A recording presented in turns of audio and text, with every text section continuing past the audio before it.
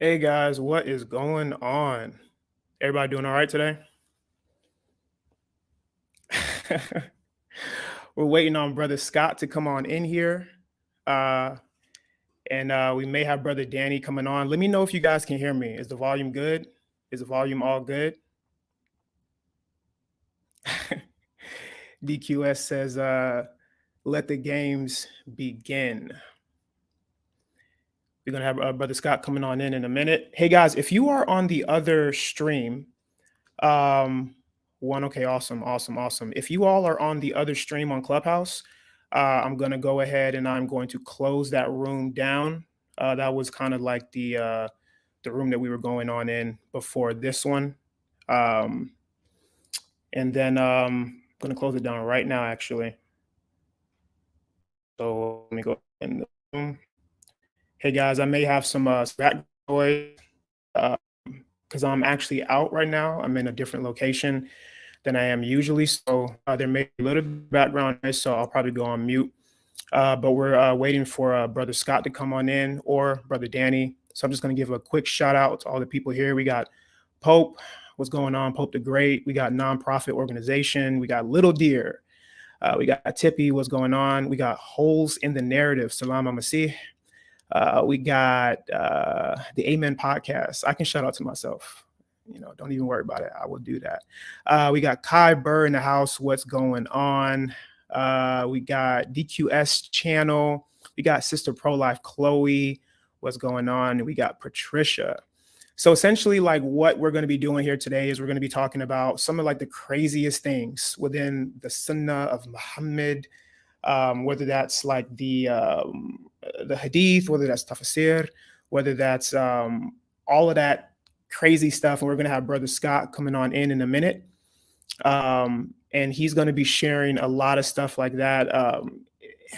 Essentially, like the reason why I want to do this is because you have situations where it's like, okay, so imagine this, right? Imagine you go out and you meet this really pretty girl, really attractive, or for the ladies, you meet this really attractive guy, and he ends up we got Brother Charles, Brother Danny in the house. What's going on, bro?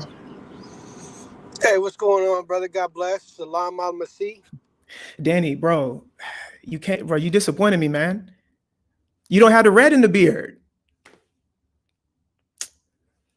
His thing went out. He might not. He might be in a bad area. He didn't have the red in the beard, man.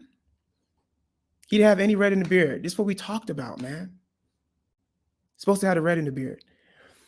Can you hear me, Danny? Nah, man, he's probably in a bad area. But essentially what I was saying, guys, I'll wait for him to come on back. So imagine you're out, you meet this really attractive woman, you meet this really attractive man, and like you just in love. And your friends are like, hey man, like I know this person. Like, yo, they're crazy. Like, did you hear about it? And you're like, no, man, like, she's cool. Like, I really like her. She liked me. Like, let's definitely do something. So you end up doing that, and you don't believe anything that your friends say. And then a month later, right? They end up your friends end up showing you a video of your favorite, your new boo trying to run over her ex-boyfriend with her car. Would you still date her? I mean, maybe some of you guys would. But essentially that's exactly what happens, right? So you end up like Muslims end up falling in love with Muhammad, with Islam, and then they end up not realizing like how crazy some of the stuff is, right? And the crazy thing about it is they don't read the Sunnah, they don't read any of that stuff, right? So when they end up seeing some of this stuff, it's so shocking to them that they don't necessarily know what to do. So that's what the purpose of this is. It's not to unnecessarily make fun of people or anything like that. It's just to spread information, to spread awareness, to share, so that maybe we can break down a wall, so that maybe the gospel doesn't seem so crazy after all. So we're still waiting for Brother Scott to come on in. If you guys can do me a favor, make sure that you all like the video. There's about 20 people in here already. Make sure you like the video.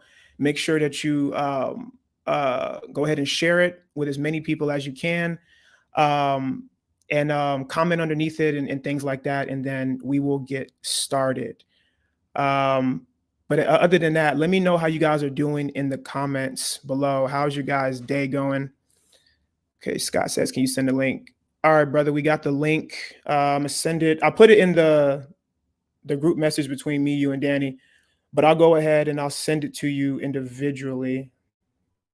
Go ahead and to you right now. All right, cool. I just send it to your back channel on Clubhouse. So click on that link and then you will be in. So give me a second. Give me 1 second, guys.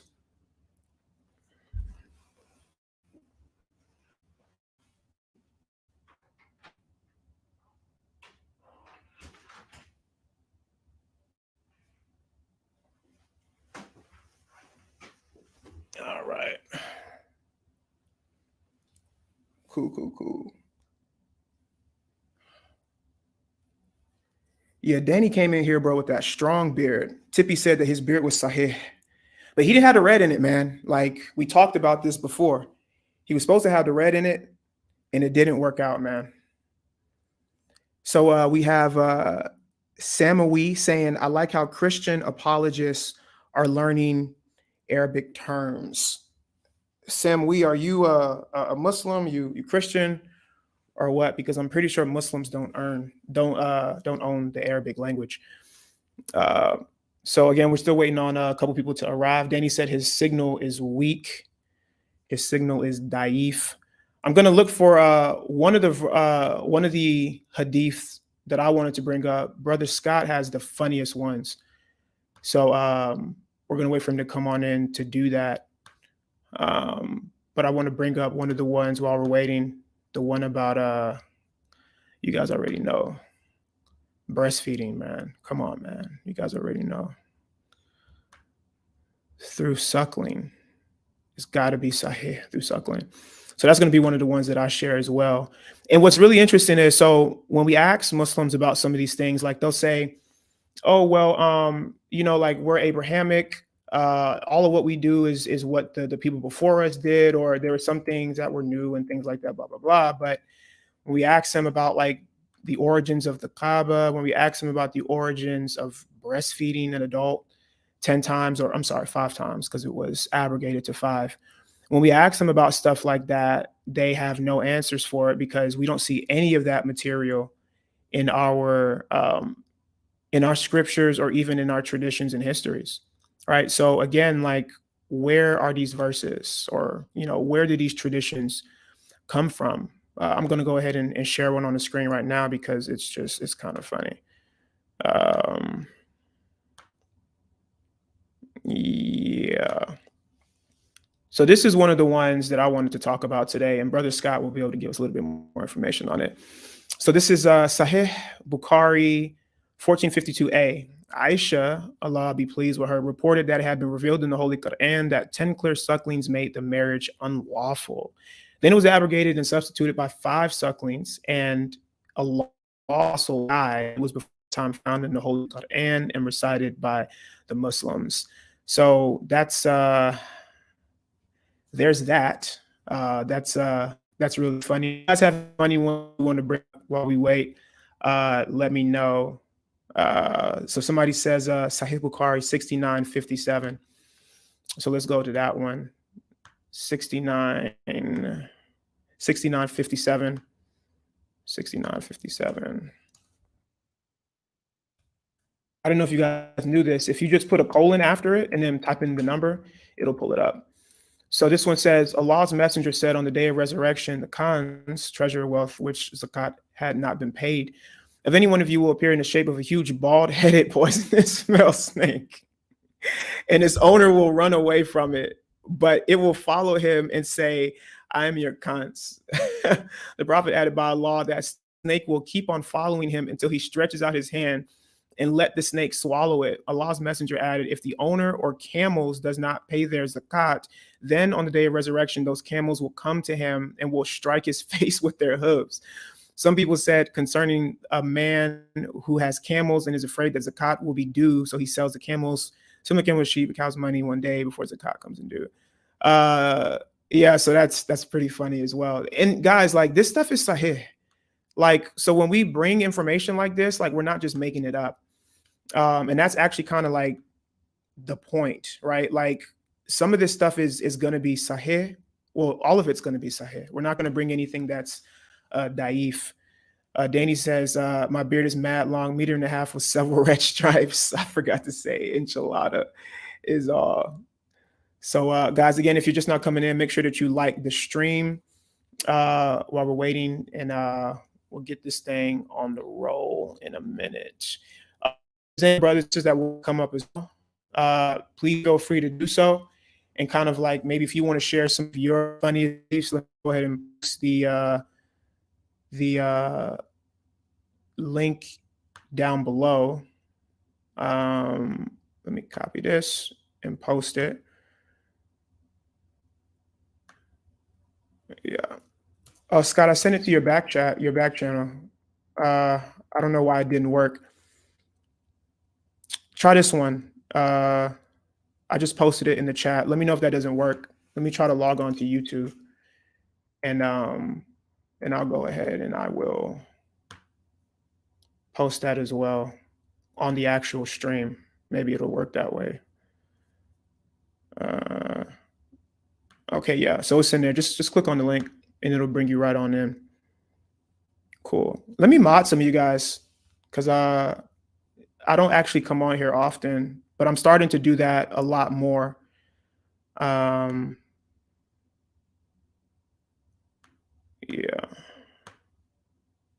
So let me go ahead and pin this link to the top. So that's the link. It's pinned up top. Sister Pro Life went ahead and did that for us. So Scott, the link is there. If you want to come on, you should just be able to click on that and it will be ready for you. But yeah, guys, let me also want to share something with you all as well. So what I ended up doing, shout out to Brother God Logic for kind of like encouraging me to do this. I went out and I started doing some street evangelism. And let me go ahead and share this with you. Yeah. So I went out and I started doing some street evangelism, and it was such a great time, man. It was such a blessing. I went out and I interviewed like 3 people, man. And they were just random people on the street. And so shout out to God Logic and Travis for kind of giving me this idea to do this. But I went out and I interviewed 3 people on the objective reality of a specific court case. And I framed the court case in the style of like the crucifixion of Jesus Christ, the Islamic idea of it and the Christian idea of it. And what ended up happening was without telling them which side was which, they automatically said, well, the idea that he was crucified makes way more sense than the idea that he was not crucified, right? So when I ended up revealing it to them, they were like, man, I never knew that. All 3 of them weren't Muslims. So when I ended up explaining it to them, they didn't really know much about Islam to begin with. So when I ended up explaining it to them, some of them were shocked, but the video right now is in post. So give it maybe a few days and I should have that for you. And it's going to be really interesting, guys. So again, the link is in the description if anybody wants to come up. Yep. Sister Pro Life says, I can't wait to watch this. Yeah, it's going to be really, really good. So nonprofit organization says Sahih Bukhari 3404. Let me go ahead and look that one up. That's going to be funny. 3404. Sahih Bukhari 3404. So he says, Allah's messenger said the prophet Moses was a shy person and used to cover his body completely because of his extensive shyness. One of the children of Israel hurt him by saying he covers his body in this way only because some defect in his skin, either leprosy or scrotal hernia, and he has some other defect. Allah wished to clear Moses of what they said about him. So one day while Moses was in seclusion, he took off his clothes and put them on a stone and started taking a bath. When he had finished the bath, he moved towards his clothes so as to take them, but the stone took his clothes and fled. Moses picked up his stick and ran after the stone, saying, "O stone, give me my garment," till he reached a group of Bani Israel, who then saw him naked and found him the best of what Allah had created. And Allah cleared him of what they had accused of him. The stone stopped there. Moses took and put his garment on, and he started hitting the stone with his stick. By Allah, the stone still has traces of the hitting. Some say Moses is still hitting that stone to this day. This was what Allah refers to in his saying, "O ye who believe, but you do not like those who annoyed Moses, but Allah provided his innocence of that which they alleged, and he was honorable in Allah's sight." That's crazy, man. That's really funny. But this is some of the stuff that we're talking about. Travis says, Danny is on his way to V-Dubs to read the finger licking hadith in public. That's funny. Guys, look at Travis's PTR. This is hilarious. Damian Martinez says, "God bless the stream." God bless you too as well, brother. So we're still waiting. Give us a couple more minutes, and then we'll get started. But the link in the description, if any other brothers and sisters want to come up and kind of just chat while we wait in the meantime, if anybody wants to do that, the link is pinned up top, and you can feel free to do that. It looks like we got the brother here right now. Scott, what's going on, brother? All right. What's going on, brother, man? How you feeling, man? I'm good. I'm surprised you didn't call me Tony Tone, man. What happened? Tony has done it again. So it's a joke we got going on. I got this PTR, man, on Clubhouse where I look like Tony Tone, but I be calling Scott Morgan Freeman Jr. So it's all right. It's all good in the hood. What's going on, man? Man, I'm doing all right. Hold on for 1 second. Yeah, no problem. All right, guys, we're gonna get this thing started. Patricia says, "Yes, Travis, can you lead us in the Shahada?" We had our brother Danny on here, our Hafiz, and he normally reads scripture and stuff for us. So I guess not today. He said he's in the middle of something. He's in a bad area, so he'll come up whenever he gets a chance. Yeah, man. So, man, this has been a long time coming, man. Getting on Amen's show and making a mess of Islam. So Yes, sir. Yeah, we so what ended up happening, guys, was I had wanted Scott to come on for the longest because we get in these rooms on Clubhouse, man, and we just die laughing at some of the stuff that we're able to find and we're able to uncover with Islam. And Scott be having me dead, bro. Like this one time we were in a room with this Muslim named Ishmael. And I don't know if you remember this, bro. It was man, this was like years, maybe about almost a year, maybe, probably not a year ago, but it was last year sometime. And you brought that hadith up about Allah sitting on the chicken, bro. Yo, my God, I was dead. Like it is, some of this stuff is just absolutely hilarious.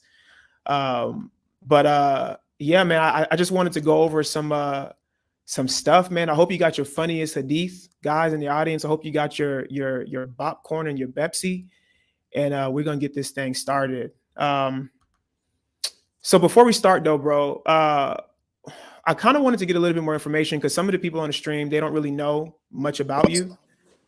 So kind of like, I think you were on Chris's channel once, maybe on Avery's channel. Like what kind of got you involved in Islamic apologetics, and kind of like maybe give us a little bit more information about like why you kind of do what you do and some of the people that you've learned from.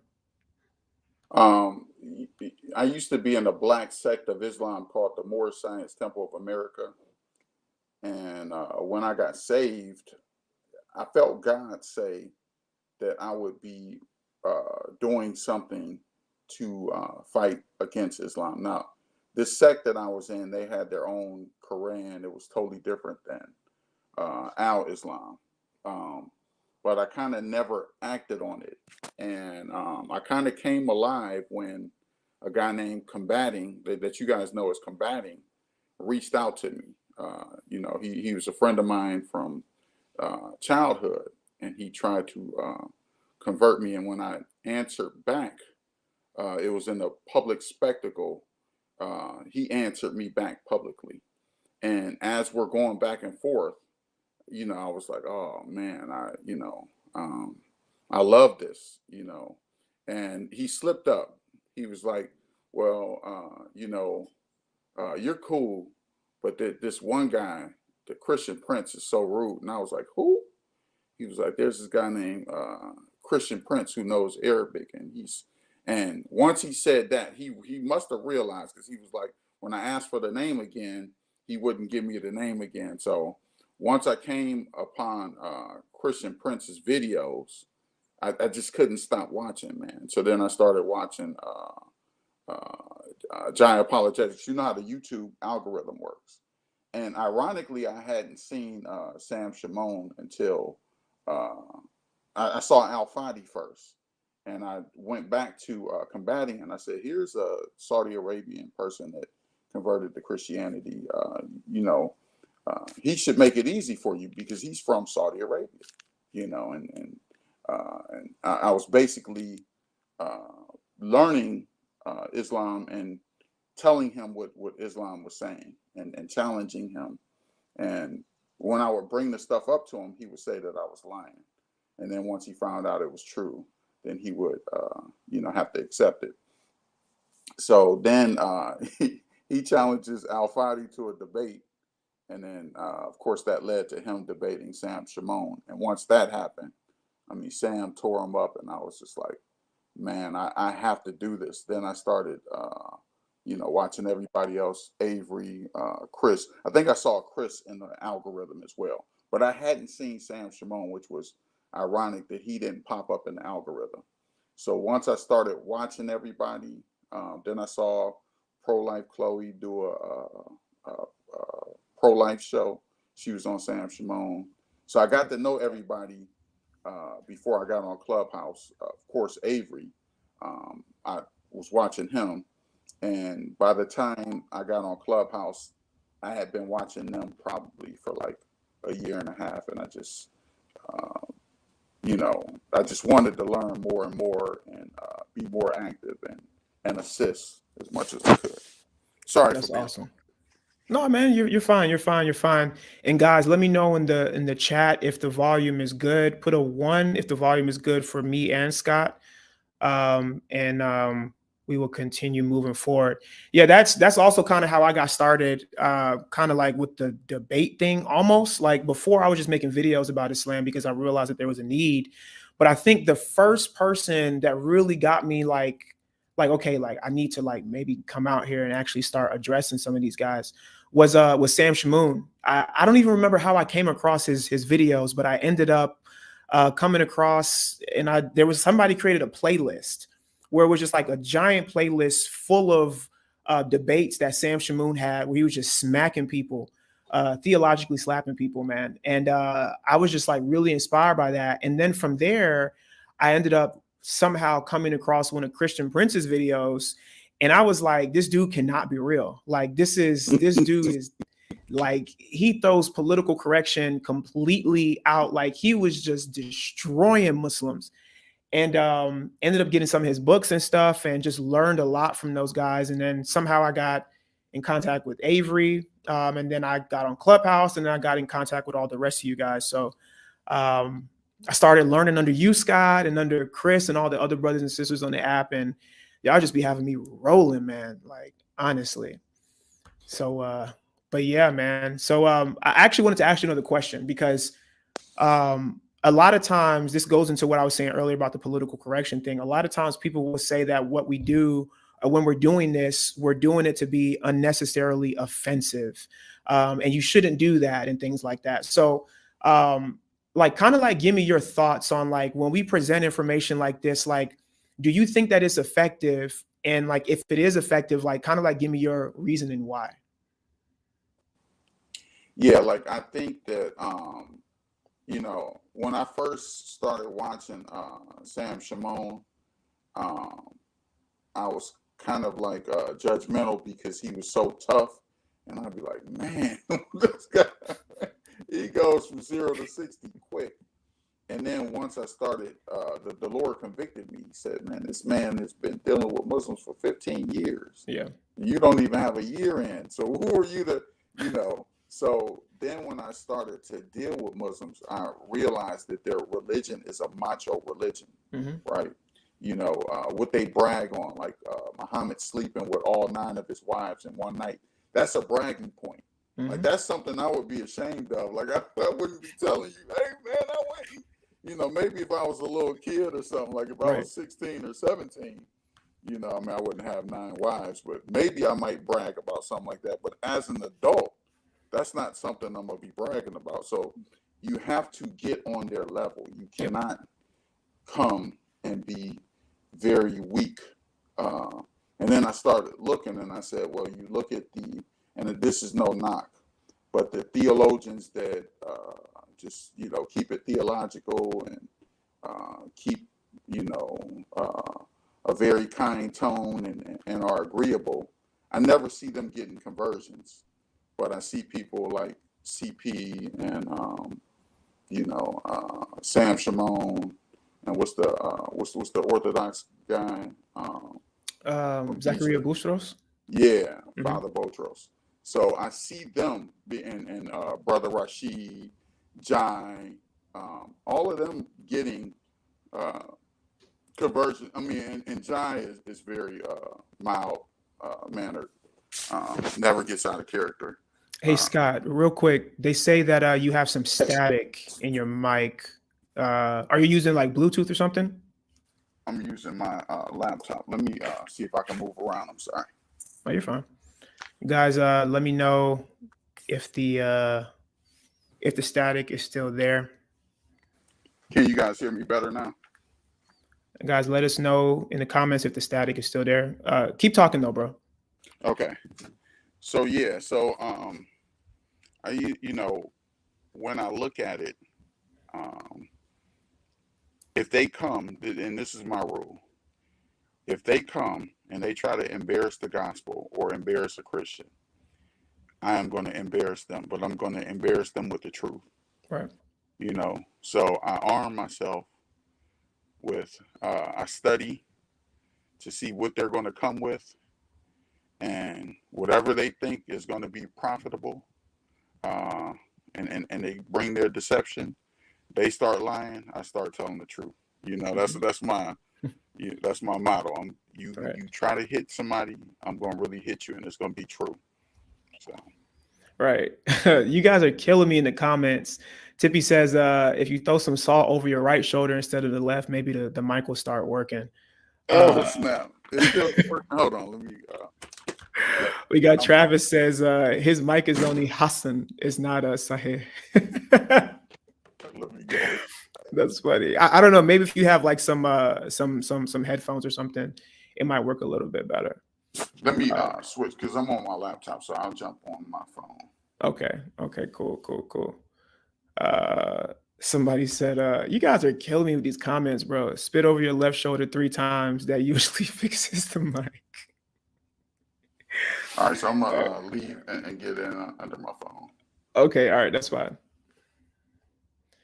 All right, guys, give us a second. Then he's gonna come back, and then we're gonna get right into some of these hadiths, probably for like the next hour or so, so we can kind of talk about some of this stuff. But I'll give you my philosophy on some of the same things when he comes back, because we kind of share some of the same views.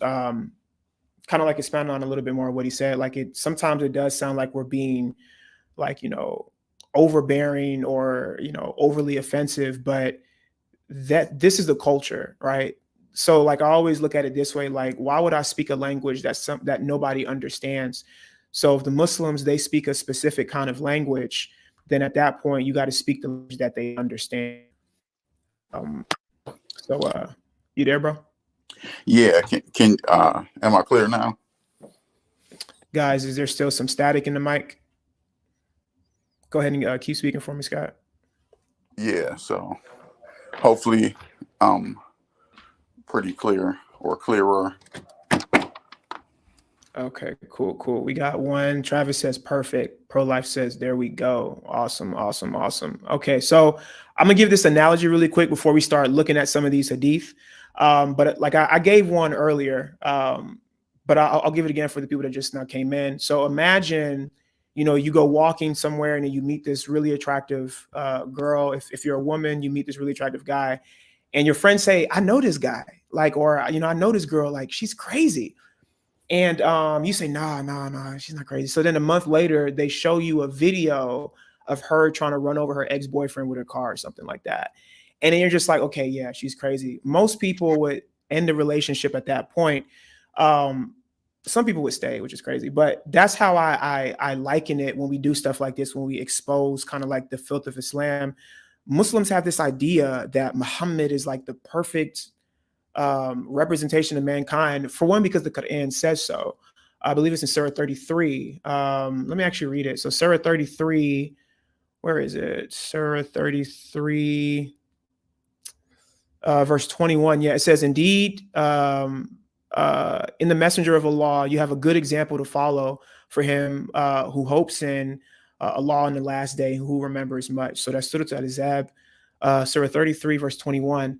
And, like Muslims exemplify this guy as like being the best that mankind has to offer. But when you go in it, you realize how crazy it is. So my hopes of doing this is not to offend people unnecessarily, but so that they get a clear idea of how crazy it is for them to be a Muslim. Like, I don't know, like, do you think that's kind of like a good idea?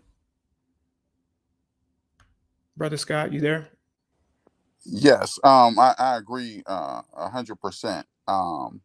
Because what you want to do, because they're taught to hate the Bible so much that you have to break down their belief. Mhm.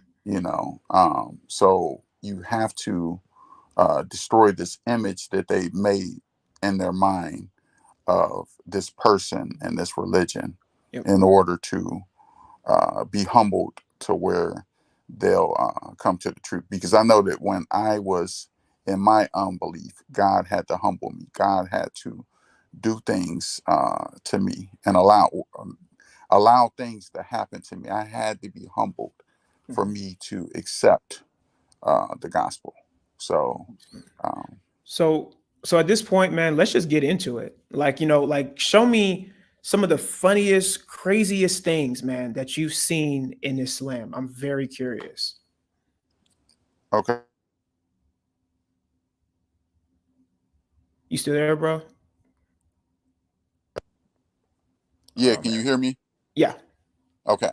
So the first one is, about Adam and Eve babysitting Shaitan's baby. I mean, that is just so funny to me, man. If you want, you can put the link in there's a chat on here and you can put the link in the back chat here, and I can pull it up on the computer, and then we can just read it together if you want for the source.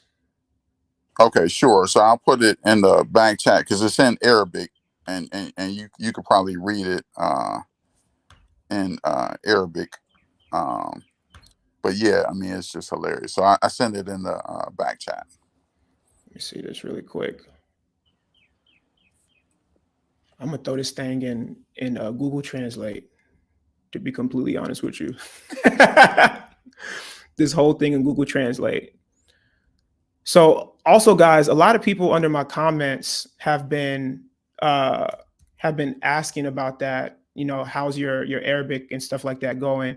So right now, I am learning a lot. Actually, I'm focusing more so on like the reading and the writing of it, um, because the Arabic from the Quran is just a little bit different than what you speak, like the Masri and things like this. So for me to read this whole thing would take me a little bit of time. But I'm gonna just throw this thing in Google Translate, and we will get onto it. There you go. Scott, you still there? Yes, yes, yeah. Okay, cool, cool, cool. So let me go ahead and I'm gonna share the screen, and we're gonna look at this, and you can kind of explain it. Let me know hold on really quick. Present, share screen. Now, I want everybody to keep in mind that they don't believe in the original sin, right? And and the Bible is incoherent. I mean, Right. a 6-year-old can't understand the Bible. But let's all think about all of the things that they say Right. when we read this story. Okay, cool. Can you see the screen? Yes, yeah, Okay, cool. I don't know if you want to start reading it because you're going to tell me the specific part about it. okay. So it says about me from the evil of Satan, meaning from the evil of the obsessive. Uh, so delete the additive. It was said by page 234, Al Faro, which is the opening of the wow in the sense of the name. Any obsessive and breaking the wow source, it means obsessive, as well as earthquake and earthquake, wasaha, uh, self Right. talk, it is said. Yeah, some of He this w- stuff didn't get translated directly, but we get the gist of it. yeah, scroll up some and to where it says, and it was said. And it was Okay, said right here. yeah. So it says, and it was said, and please forgive me for mispronouncing these names. It was said, Al Wasawas Al Kanas, the son of Iblis, was brought to him, to Eve, and placed in her hands. Here's my baby. Take care of my baby. So I'm sorry. It says, take care of him. The Adam, peace be upon him, came and said, what is this, Eve? It's like a Maury Povich show. Like, this baby ain't mine. don't, don't make me go 434 on you.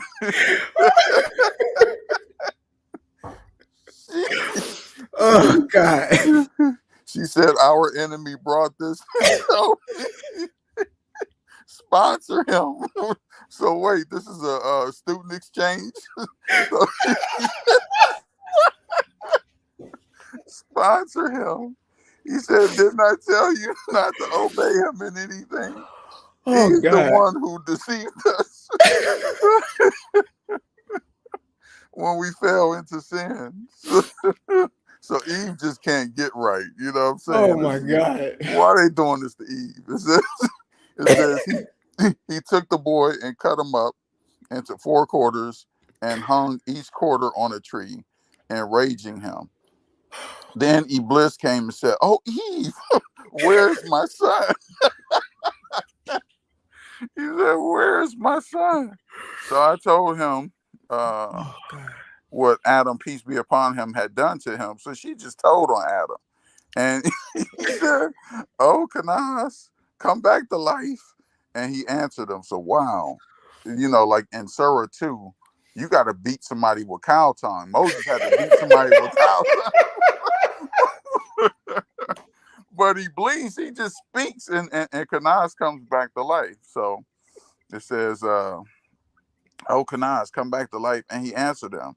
So he brought him to Eve and God, man. said, sponsor him. So he asked him to sponsor him again. So Iblis is stupid too. He done put them back together and he gives them back to Eve. So Adam, peace be upon him, came and burned him with the fire and scattered his ashes in the sea. Then Iblis came upon him with the curse and said, oh, Eve, where is my son? So I informed him of what Adam had done to him. So, man, she just snitching. So he went to the sea and said, oh, Kanas, and Oh, greeted him. So he brought him, hold on. So he brought him for a third time to Eve and said, sponsor him. So Adam looked at it. So he slaughtered it and roasted it. And then they ate it. Then Satan came and asked her, and Eve told him, oh, Kanas. So he revived and he answered him, and he brought it from inside of Adam and Eve. Satan said, "This is what you wanted, and this is your dwelling place in the chest of the son of Adam. He is the heart of Adam as long as he is oblivious to whispering. And if God is mentioned, his heart pronounced and suffocated." This news was mentioned by Al-Tirmidhi al-Hakim, Nawadir al-Usul, with a chain of transmission on the authority of Wahb bin Munaba. Now, Yeah. these guys got some Yeah. serious beards. Yeah. I mean, serious, stupid long beards. You know what I'm saying? Whole bunch of red in this, so you can't throw them under the bus. It says, "And if I think it is correct, and God Almighty knows best, he was described as a beetle." Oh, so now they describing him as Ijaz. Because he often hides among them, is the saying of God Almighty. "I do swear by the star." Man, why is Allah always swearing by stuff? Yeah, man. Man, I think Allah is a Sabian because he swears by the stars all the time, meaning the stars, because of their disappearance after their appearance. And it was said, because he faints when the servant of God is mentioned. Man. Yo, that's some good stuff, man. That is hilarious. Yeah, sponsor him with some A1 sauce. Yeah, that is hilarious. Man. So you said something earlier about Muslim. This story is naive, right? What's going on, Radar? What's going on, Rabbi? Guys, by the way, next week on Monday, I'm going to have Rabbi Eduardo on the channel, and we're going to be talking about how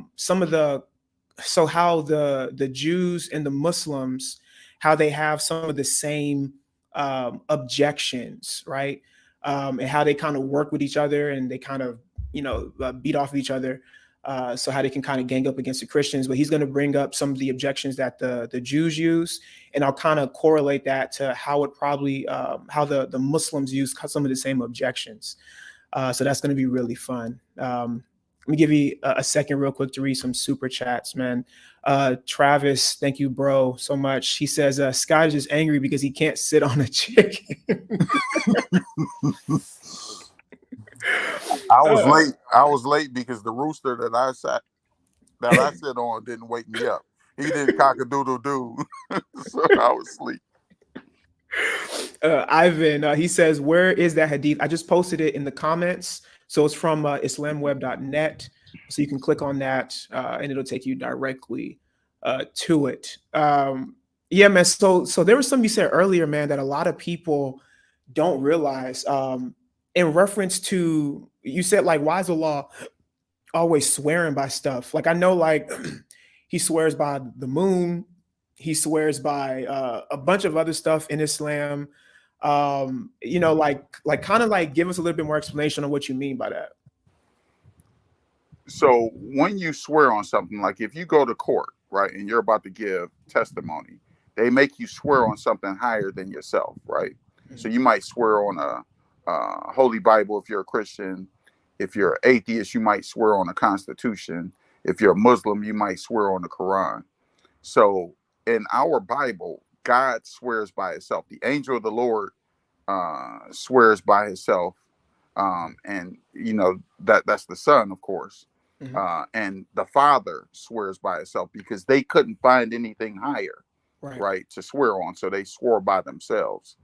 And then God tells us not to swear because we can't change anything, or we can't make anything happen in the earth. We say Lord willing. That's where they stole the inshallah from. That comes from James, because we don't determine things. But Jesus says in the Gospels, you neither swear by heaven nor by earth, because you can't control those things. Let your yea be yea and your nay be nay. But what we see with this God is he swears by everything. So he makes everything higher than himself. That's interesting, man. And it just goes to show that, like, because even like when you start getting into, because those are things that pagans do. They just swear by everything. And it's interesting, like when we get into like the sources, we see like, a lot of pagan stuff, a lot of witchcraft and things like that, even with the story of Harut and Marut coming down and teaching people magic so they can curse their husbands. and stuff like that.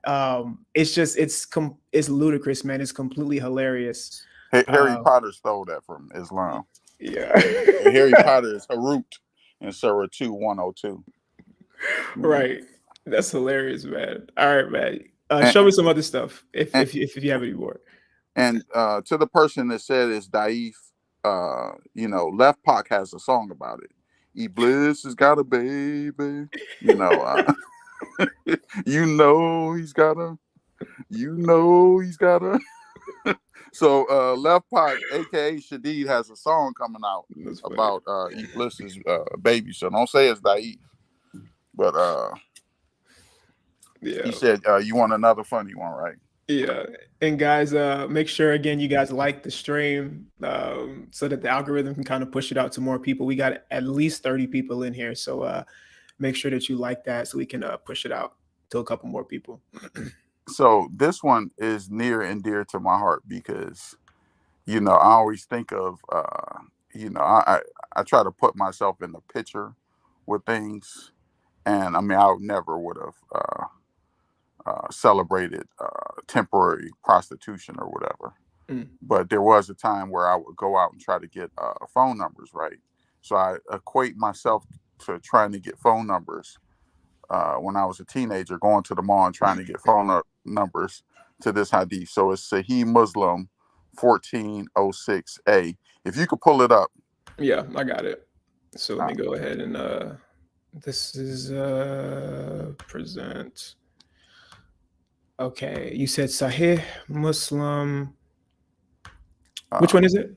I think it's 1406a. 1406. Is it this one? Oh, with the she camel. Yeah.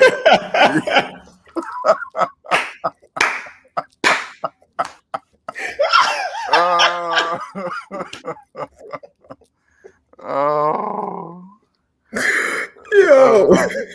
Oh my goodness. So I'm gonna go back to high school for a second, you guys, man. Let me go back in the day. So this is the inauguration of prostitution in Islam.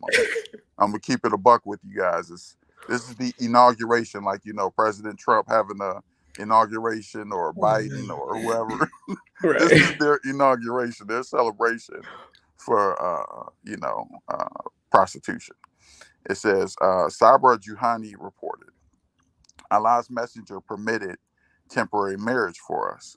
So I and another person went out and saw a woman of Bana Amir who was like a young, long-necked she-camel. So what that translates to is that girl is fine. She is a 12 on a 10, on a scale of 1 to 10. She's a 12. Yo. I don't know what's up with a she camel, but Allah talks about your wife being a she camel in heat in Surah 33:56, like in the Tafsir. So there's a thing about she camels in Islam, y'all. But it says we presented ourselves to her for contracting temporary marriage. So I'm thinking of me and my homeboy liking the same girl, and we're trying to say good things that we're going against each other. We were just together, but now we're in front of this girl, and we're trying to present ourselves. So this is what these guys were doing. Oh man. They're trying to get this girl right, Whereupon she said, "What dower will you give me?" So I mean, the honesty right here, like this is how you know that this is authentic, because nobody would be honest about about this. It says, "I said my cloak and my companion." So the guy's like, "I got a cloak too." So it says,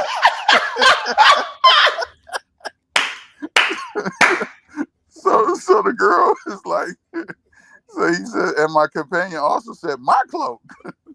And then the cloak of my companion was superior to my cloak.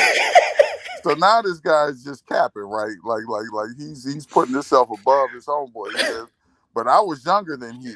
So when she looked at the cloak of my companion, she liked it, but when she took a glance at me, I look at the moon and I look at his face. I look at the moon.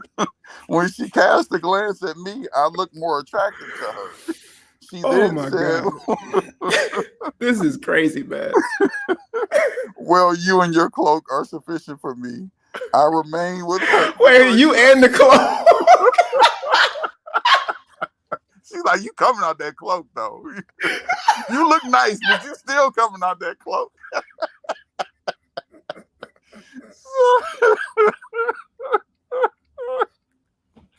Now picture this. Yo. This is the prophet of God is coming, right?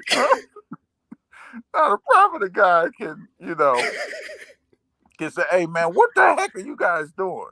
Don't ever do this again. Or he could say, you know what, you play house, now you need to marry her, you need to take care of her, you need to watch over her, you need to go and apologize to her parents for humbling her and doing all of these things. Oh man. Or he could be like, it ain't no fun unless the homies have some. So let's see what Muhammad does. Let's see what Muhammad does. It says, so then I remained for 3 nights. And then Allah's messenger said, he who has any such woman with whom he contracted temporary marriage, he should let her off. So he basically made him, like, he wanted to stay. This guy's like, man, I want to stay. Like, he's trying to hold her down. Like, he's trying to, he's trying to cuff her. Like, I guess that's what the young people would say, cuff her. But Muhammad's like, nah, she's for everybody else. So, man, 3 days, yo, 3 nights, that was enough. I gotta. This reminds me of I'm dead right now. This reminds me of a hadith about the breastfeeding, and because you and Danny make jokes all the time, your brothers through suckling. There's a hadith, bro. Let me see if I can find it. This kind of reminded me because they're like fighting over people and getting angry and stuff. It's I think it's Sahih Muslim 1453, I believe. And they don't translate it properly. 1453. E. I gotta go all the way to E, man. Oh man. Yeah, man, I'm telling you, these hadiths will work you over, man. You will have some abs. You read enough of these hadiths, you're gonna have some abs. Okay, 14. Oh, sorry, it's 1455A.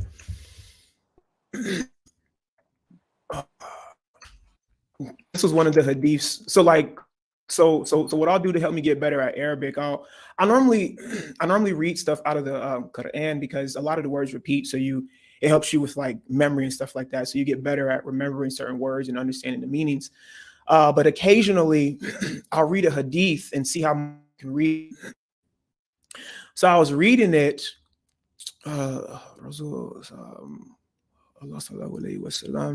There's a word in here. Oh, okay. So let me read it. So in English first. So Aisha, Allah be pleased with her, reported, Allah's messenger visited me when a man was sitting near me, and he seemed to disapprove of that. So imagine this. So Aisha is, she's sitting with somebody. Muhammad comes in, and Aisha's sitting with a man, so he gets angry. So he says, and I saw signs of anger on his face, and I said, messenger of Allah, he is my brother by fosterage. Whereupon he said, consider who are your brothers, who your brothers are, because fosterage, since fosterage is through hunger, i.e. infancy. So what happens is, in the English translation, they don't translate correctly. There's a word in here, I think it's or something like that. Let me see. Where it's actually like an Arabic word for breastfeeding. It actually doesn't mean fosterage, like the way that they try to make it say. So that's, and I saw, sorry. Where is the word? Oh man, it was hilarious because I was researching this here. The word that they use here for this, Sister Chloe, if you can't help me out with this, man, this is hilarious. There's a word in here that they use. Yeah. So Sam, yeah, so he says roda'a. It means breastfeeding. So let me see if I can find this word, man. And, I and, was and, dead. and Yeah, look at God, right? So in the word where they tried to corrupt it, they spelled the word wrong. It's right. fosterage Here instead it of is. Right. instead of Here it here is. they are trying to give Allah alone, and they didn't spell the Right. word wrong. Hold on, let me share. Okay, guys. So here we have so here's the word. It means breastfeeding. But what happens is they end up translating it. It's hilarious. They end up translating this word fosterage. So I'm going to read it correctly. So Allah's messenger visited me when a man was sitting near me, and he seemed to disapprove of that. And I saw signs of anger on his face. And I said, Messenger of Allah, he's my brother through breastfeeding. Whereupon he said, consider who your brothers are. So essentially what's going on here is we have this guy, he's sitting next to Aisha, and Muhammad comes in and he gets mad because he knows, like, yo, Aisha, she, and so he gets angry because he thinks something's going on. And so then she's like, no, he's just, it's not that serious. So it's funny, like what they'll do is they'll mistranslate this stuff on purpose because of how bad it is. But it's hilarious, man. I know that there was some there was some hadith that you were bringing up one time about like breastfeeding and stuff like that. Like maybe you kind of want to give us a little bit more information on some of that stuff. Yeah. So I resent you for lying on me and Danny. We are truly cousins through suckling. We did the 23andMe suckling test, and we found out Right, that we were related through suckling, right? So whether you want to call it fosterage or radaha or suckling, we're related. right. Darn it. So don't go against us, being related. But yeah, so so I always think of the hadith where it says that the 10 adult breastfeedings verse was missing from the Quran, and then it was later abrogated to 5. So that would have ended Islam if that tame goat, wherever that goat is, I mean, I don't wish harm on, but that goat should be ashamed of itself, because if that would have made it into the Quran, we wouldn't have a billion of these people running around listening to idiots. But that it made it into the Quran. So That's funny, man. so just imagine, you have this religion where these men are so intimidated by women that they restrict their movement, restrict who they can be around. And Muhammad's solution is the only way that you can be around a man privately is if you breastfeed him 10 times. Because if you breastfeed him 10 times, you will be his brother, and he will not be attracted to you because the breastfeeding will.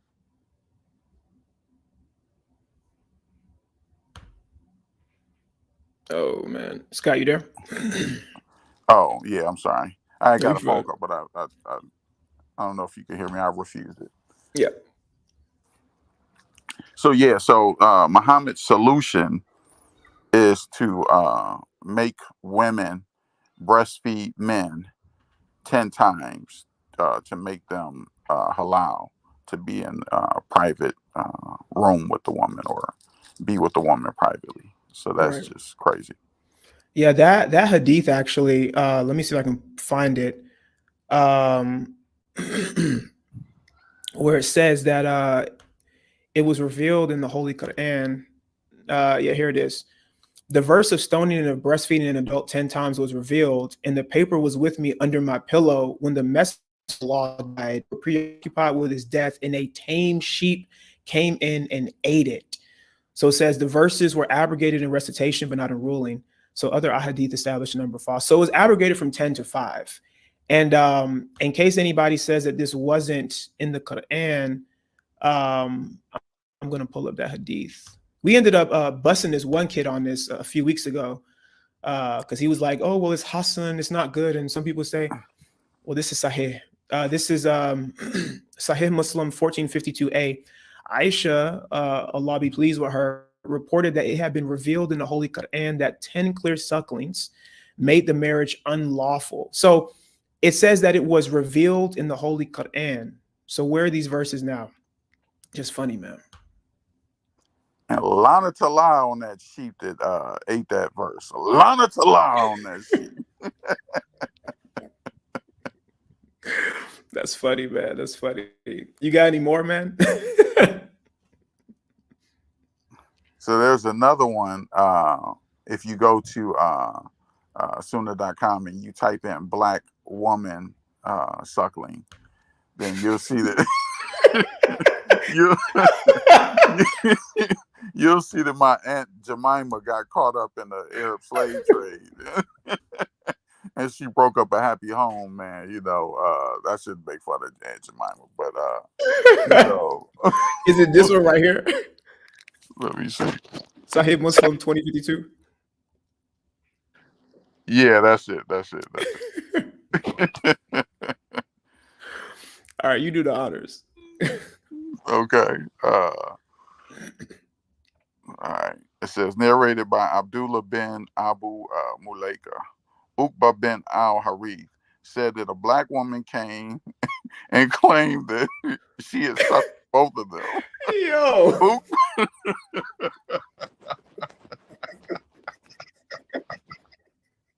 Oh, man. Uqba and his wife. So he mentioned that to the prophet, who turned his face from him and smiled. I mean, look. God, man, you can't smiling. make this stuff up. So, and smiled and said, how can you keep your wife? And it was said that both of you were suckled by the same woman. His wife was the daughter of Abu Ilhab al-Tamimi. So here he is. His remedy is these people have to get a divorce because this black woman comes along and says, I suckled both of them. Both of them sucked my breast 10 times. And Muhammad, like if you had to break up a marriage, you would be sad, like, hey man, you know what, man, I hate to break it to you. He's smiling and like, how could you keep your marriage? How can you do that? Like, so I mean, that's just that's ridiculous. God, this is crazy. I'm trying to find the one tafsir, man. This is crazy, man. I think it's in 6933. The one where Allah says he'll stick that chain up your butt. 6932. 6932, yeah. I think it's Yeah. in the box. Man, this is man. They better not show this to the porn industry, man. They might get people in porn to convert. Oh man. This is disgusting. Okay. Hold on. I think, man, is this it? Yeah, here it is right here. Oh my God. Okay, guys. So this is this is 6930, bro. This is Tafsir Ibn Kathir. So so the verse reads, let me go to it really quick. So 6932, then tie them up with chains 70 arms long. So this is talking about when somebody goes to Jahannam, when they go to hell. And this is like what's going to happen to you in hell. And so this is Tafsir Ibn Kathir. Oh, man. And he says, we're going to read this right here. Then fasten him on a chain whereof the length is 70 cubits. Qab al-Ahbar said, every ring of it will be equal to the entire amount of iron. Okay, so get this. Every ring that's going to go in your butt will be equal to the entire amount of iron found in the world. Al-Afi said, reported that Ibn Abbas and Ibn Jurayj both said each cubit will be the forearm's length of an angel. Now, Scott, how big are angels? Like, how big do you think angels are, man? Well, I know Jabril. Jabril is like, his wings are from like east to west. Like, I don't know how he got in that cave if his wings, if he had 600 wings and they were from east to west. I don't know how he got in that cave and choke slam Muhammad 3 times or squeezed him 3 times. I'm sorry, I didn't mean to say choke slam. Y'all been a bad influence on me. He didn't choke slam him. He squeezed him 3 times. I don't know how something with wings from east to west got into that cave and nobody else saw it. Oh man. Man, I mean, that nobody must have been around that cave. I mean, everybody must have been asleep when Jabril originally squeezed Muhammad. So so it says each cubit will be the forearm's length of an angel. And it was reported that Ibn Jurayj reported that Ibn Abbas said, then fasten him. He said, it will be entered into his buttocks and pulled out of his mouth. Now, I don't know if any of you guys have ever seen Human Centipede, but they ain't got nothing on Allah doing this to people in Jahannam in hell. So this is some of the craziest stuff that I've ever seen in my life, man. So you getting cooked rotisserie style? They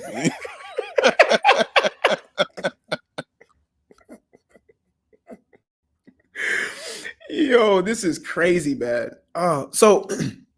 So guys, really quick before we move on, because Scott, I wanted you to bring up that hadith where the angel comes to Moses, the angel of death, and he ends up slapping the angel of death or something like that, right? And then the angel of death goes back to Allah and is crying about it. But so let me just give a brief explanation on some of why we're doing this again. So again, this isn't to be overly offensive or anything like that, but at the end of the day, especially if you're a Sunni Muslim, this is what you are required to believe. This is what you have to believe, right? So it's crazy, like when you hear the Muslims make fun of us because they say, oh, we worship 3 gods and all kind of weird stuff.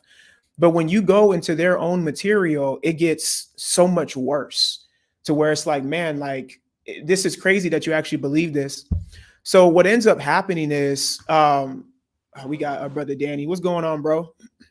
Yo, what's happening? Can you guys hear me now? Sir, yes, sir. Yeah, bro. I was trying to tell you, man, you had disappointed us because you showed your Sahih beard, but it didn't have the red in it, man. Like, what's up with that? my brother through suckling. What's up, Danny? Salam Masih. Yeah, you know what? I actually well, because of the type of work I do, I actually had to do a fit test recently, so I had to cut it, but I mean, with all the knowledge that Scott's been throwing out, I think it's grown like 3 inches since the last time I was on camera. So basically, I was just explaining before you came on. When we show them this stuff, Muslims end up doing one of 2 things. Either they say, okay, like, you know what, like this is, this is what it is. It is what it is, right? Or what they'll end up doing is they'll become so disturbed by this stuff that they end up, instead of leaving Islam completely, they just become Quran only. And this is like a new movement that's like starting to spread because they're reading some of these materials and they're realizing like, man, this is crazy. Like there's no way in the world that I should be believing this. So, but yeah, like, what are you guys' thoughts on that? Like, do you think that that's like a good reason as to why people are leaving Sunni Islam and just becoming Quran only? Yeah, I would say, with the advent of the internet and with this stuff going out worldwide and people questioning Islam, that people, that have a conscience, that thought that they had something, they run to the Quran as if the Quran is going to save them. But, if they know Arabic, they see that the Quran has similar stories. So Me and Danny, we call them runaway left shoulders and runaway half brains because it's usually the black people and the women because those are the most hated people in Islam. So they're the ones. I don't believe in the hadith. Allah ain't have nothing to do with the hadith. My Allah didn't have nothing to do with the hadith. Well, if Muhammad was illiterate, how is he getting all of this stuff? Who was he getting it Right. from? You know what I'm saying? So Right. And speaking of that, what hadith number is that? I think that's in Termity, where it says that from the left shoulder he struck Adam and then they went to hell or something like that. Do you remember the hadith number for that one? yes, Al-Termity 38, but you won't find it there. So you have to go to the other narration, which is Mishkat 119. Here, I'll Okay, cool. Yeah, because there's another website where it shows it. But these guys lie. Like as we went to so here it is. I found it. We'll go to like that other hadith I was reading where instead of writing breastfeeding, it used the word like what does it use, fosterage, but the word is like, and it means like feeding. They don't translate it properly, so they lie a lot, man. yeah, like they had breast pumps back then, and they put it into a cup, and then the Muslim comes and drinks it out of a bowl. Okay, so here it is. So I'll go ahead and I'll read it. And the isnad is Hassan, so it's still good, guys. So Abu Darda reported God's messenger as saying, God created Adam when he created him and struck his right shoulder and brought forth his offspring white like small ants. So imagine this. You got Adam. The hadith material says that Adam is like, I think it's like 60 cubits taller or something like that. Adam is really tall, apparently.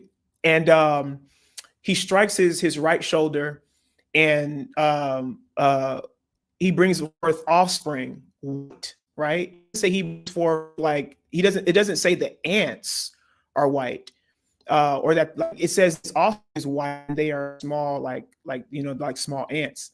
So imagine this, he strikes his right shoulder, white people come out, right?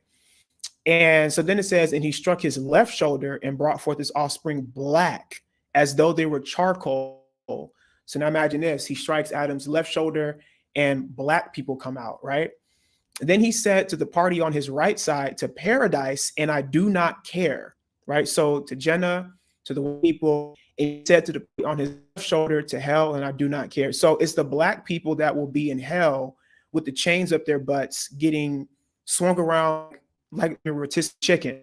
So, this religion, like you think that it's, something that's for black people. It's sold to black people.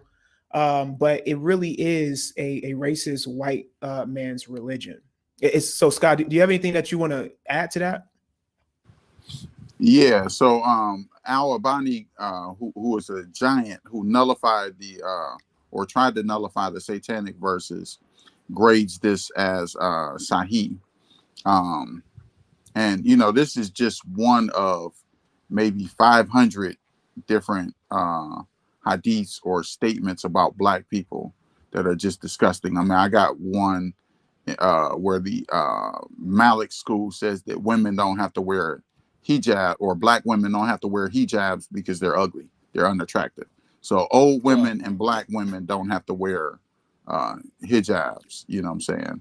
So somebody, and I'm going to ask them for the hadith. And if you're in the chat, someone was telling me about a hadith about a person, black person, who Muhammad basically took advantage of. The black person came to Muhammad and said, I'm ugly and I'm stinky and I know that I'm bound for hell.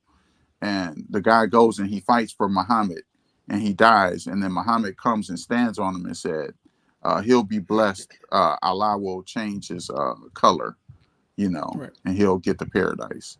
So, as a black person, there's a fatwa that says that if anyone calls the Muhammad black, he should be killed. So the way that they see black people is not the way that black people are getting the religion in barbershops or in the joint Right. in the United States. I mean, I don't know where they're getting their thoughts from. Right. Yeah, it's interesting, kind of like, especially like with the NOI, with the Nation of Islam, how they push this narrative that it's for black people and that it was created by black people and all this stuff, man. But then you actually get into the meat of it in the hadith where it says that, they're asking, where's Muhammad? And then they say, oh, he's this white man right here who's reclining on this on this, on our shoulder or whatever, on this chair. Um, and then there's even some where it says if you say that Muhammad is black or something, you should be killed. So it's really interesting, like how they sell this narrative. So again, guys, this is just another one of the instances where we end up showing you guys this stuff, and so maybe you've never seen this before, but now you're seeing it, and you're kind of left with some options. Either you're going to reject it and say, that's not what it means or whatever, and continue to hide under a rock. Or you're just going to accept it as it is and say, you know what, like maybe this religion isn't what I thought it is. Let me read one of these super chats. Brother Omar, I appreciate that, man. Thank you so much. He said, Brother Scott, show your sweater. Man, that sweater is fire. Omar, thank you so much. I'm gonna take a picture of it, and that'll be my clubhouse picture. It is fire, man. And I'm gonna send some designs to your sister and buy some more, and see if we can, get a group God Logic shirt put together as well, where we can all have it. But we want to make sure that we give your sister something for her hard work. But thank you. It's super fire. Love it, brother. Yeah, we hey, Brother Danny, is there anything that you wanted to share? You have any funny hadith or anything like that? I know you said that you're in a bad area, so maybe you might not be able to hear us. Yeah, no, I can hear you guys. Can you guys hear me? Yeah. Yep. Oh, okay. So I did put one in the chat. The Al Abad Al Mufrad 919. If you can look that up, Okay. I have like one bar, so just let me know if I cut out. Let me see. Where is this on? You should be able to find it in. It's in the chat. I see it. It's Al Adab Al Mufrad 919. I'll see if I could. Okay, I see it. I got it on the screen right now. Let me okay, so this is Al Adab Al Mufrad 19. So it says Abu Huraira reported that the Prophet, may Allah bless him and grant him peace, said, Allah loves sneezing and hates yawning. When one of you sneezes and praises Allah Almighty, it is a duty for every Muslim who hears him to say to him, may Allah have mercy on you. Yawning comes from shaitan.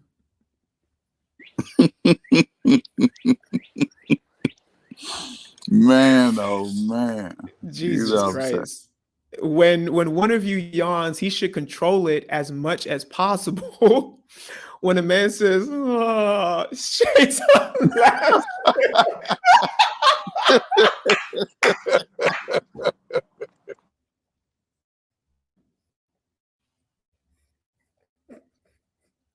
Yo, Muhammad was running a tight slave ship. No yawning. You can sneeze from all that pollen from picking all that cotton, but if you yawn, that's gonna be a problem. Oh my God. Yo, I gotta save this. This is hilarious, man. I gotta save this one. Oh man, I've never read this before. That's hilarious. And guys, it's Great as Sahih by Al-Albani. So you like, bro, like you can't even argue it. And again, that is the point of us having this stream, man. Like when we're reading this stuff, man, it's like if you're a Sunni Muslim specifically and it's Sahih, you have nowhere to run, man. Like you're stuck with it. Like you can't. There's nothing you can do about it. Like this is crazy, man. That is hilarious. Thank you so much for sending that to me.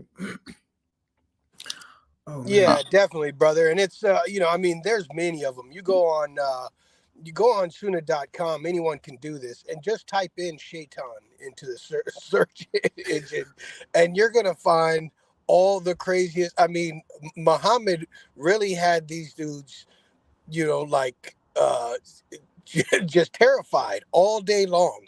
They never had time to think of the nonsense that was coming out of his mouth, because before they walk in the bathroom, they have to say a prayer, or Shaitan's gonna, play with you in certain ways.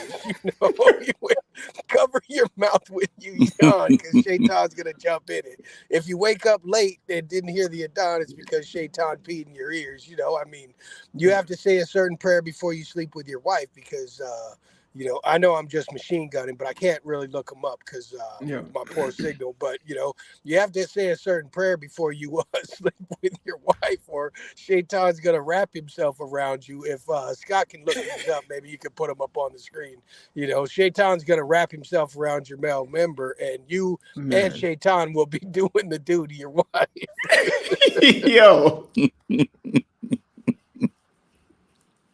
But that's the reality of this stuff, man. Like there's even hadith, like when you there's a reason why if you go to like a Muslim's house and you look around, you'll never see a dog, right? Like you'll never see a black dog, because Muhammad, he thinks that a black dog is literally the devil, right? Like the hadith says that. Let me see if I can find it, where it says the black dog is Shaitan. Yeah, I think that the black dog bit either him or Dahir, but I don't know. Because the black, well, I'll let you pull it up. I'll let you pull it up. Here it is right here, bro. This is crazy. So this is Sunan Ibn Majah 3210, and it's narrated in other places too. It's not just this one. And it's Sahih. It was narrated that Abu Dar said, I asked the messenger of Allah about the all-black dog, and he said, it is a devil. Like just straight up, it's a devil. There's another one where he says that it literally is Shaitan. And it's like, you read this stuff and it's like, man, like it's crazy. Like, okay, so look at this one. So this one says, you know what, let me not use that one because I don't want them to scream. Oh, it's daif, it's daif. So this one is Sahih as well. Sunan Ibn Majah 949. It was narrated from Ibn Abbas that the Prophet said, the prayer is severed by a black dog and a woman who has reached the age of menstruation. So prayer is interrupted by one of two things, a black dog and a woman. So, and it's Sahih, like we're not making this stuff up. Like when we read these things and we show them to you guys, it's like, man, like I don't understand why anybody would want to stay in this religion, but it's crazy. There was one comment from Travis. Yeah, here it is. So Scott, he asked you, he says, get Scott to talk about Allah's curtsy. Did you want to say something about that one? Oh, well, there's a couple funny things, right? He has a sperm cloud right under his curtsy, where he's going to ejaculate on the earth, and that's going to resurrect everybody, right? And then his curtsy also has Muhammad's name, so Allah sits on Muhammad's name, and then of course. Right under that is Allah's alarm clock, the rooster.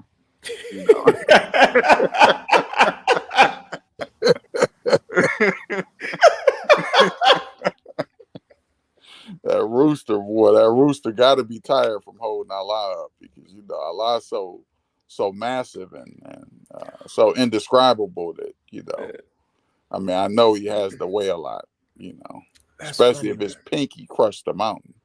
So. Guys, if there's any Muslims who want to come up here and actually like engage with us on some of these things, because I know some of you guys, if there are any Muslims in the chat, I know you all probably think that we're lying, or that these hadith are da'if, or you're going to come up with some weird excuse as to why you shouldn't accept any of the things that we've brought up. Or you'll try to use, oh, well, you don't fully know Arabic, so you can't. I mean, Google, peace be upon him, knows Arabic. We just throw it in there. I mean, I'm not. It's crazy. Like they'll try to use that against you. Oh, you don't know, man.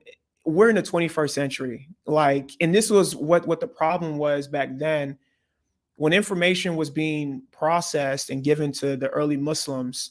They don't like they couldn't just go on Google or something and look up information to say, okay, Jesus was crucified actually, or the black dog is not actually a devil, or God doesn't sit on a giant chicken, right? So it's crazy now how it's like, we can take a big giant long hadith that they don't translate on purpose, just throw it into Google, right, and it'll explain to you exactly what it says. So it's just, we're in an age now to where you can't hide. Like, I don't expect Islam to last that much longer, to be completely honest with you. Maybe the next 50 years. But I mean, other than that, I honestly think that it's dying out heavily. Yeah, so Travis says the sun also sits under Allah's throne in a mud puddle. Right. And actually, so in the Arabic, it says like a hot spring, like hamia, like it's very hot puddle, so that this poor rooster is up to his neck in water doing this work. Man, that rooster is definitely a left shoulder. Definitely a left shoulder. Matter of fact, do you actually have that hadith so we can put it on the screen real quick? Yeah, hold on, let me find it. Yeah, man. That is funny. We'll probably do one more hadith after that, and then we'll probably close on out. Again, if there's any Muslims, the link to come up is pinned to the comment section. So if any of you guys want to come up and engage with us for a little bit before we close on out, definitely do that.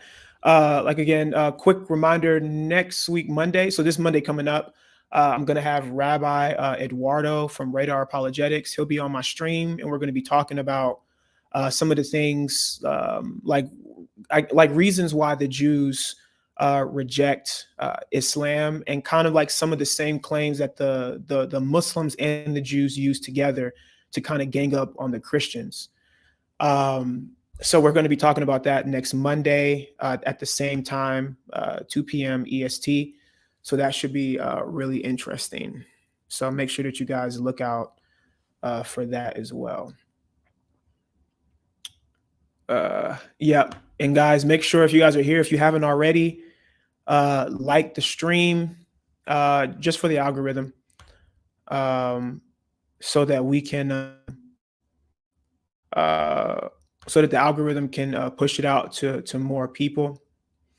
And comments under the actual video, just give it a thumbs up or something, put a thumbs up emoji in the comments under the actual video. That'll help the algorithm as well.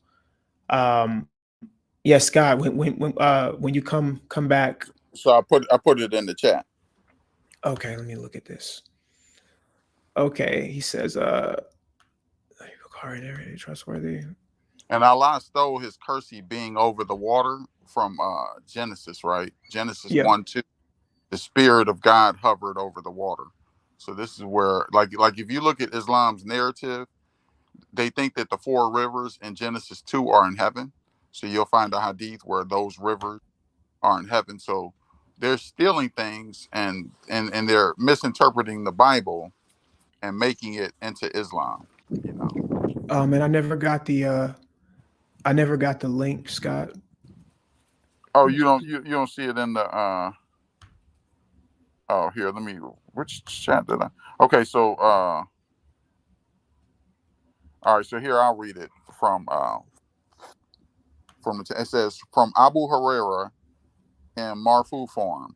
Indeed, Allah has given me permission to inform you about a rooster whose legs have penetrated the earth and whose neck is bent under the throne, and says, "Glory be to you. how great you are, O Lord. So he answers him, saying, the one who takes a false oath in my name does not know that. Sheikh al-Albani said in Silsila, reported by al-Tabari in al-Aswad, and Abu Sheikh and Udama, who both said Muhammad ibn al-Abba, al-Albani say, and he is trustworthy, thika, from the men who the two sheikhs, Bukhari and Muslim, narrated from. And the same goes for all of the narrators. They are all trustworthy from the men of Bukhari, except for Al Akram, who is from the precise preservers of Hadith, and Fuhakwa, as is mentioned in Lisanu Mazin. So the chain of narration of Hadith is authentic. Yep. So that's in, if you check under chat, you'll see it there. Okay, yeah, I just went ahead and I posted it. I posted it in the general chat. So, guys, just this first part from Abu Huraira in Marfu form. Indeed, Allah has given me permission to inform you about a rooster whose legs have penetrated the earth and whose neck is bent under the throne. And he says, glory be to you, how great you are, our Lord. So this is the rooster saying this, by the way, guys. This isn't like, yo, this is crazy, man. Like, seriously, this is hilarious. Danny gave us another hadith really quick. So this is Sahih Bukhari 156. Let me look this up really quick. Oh man, this is hilarious, guys. Muslims, repent, man. Come to Jesus. You don't have to worry about any of this crazy stuff. No, we just jealous because our God doesn't have a rooster. That's all. Yeah. Jealous.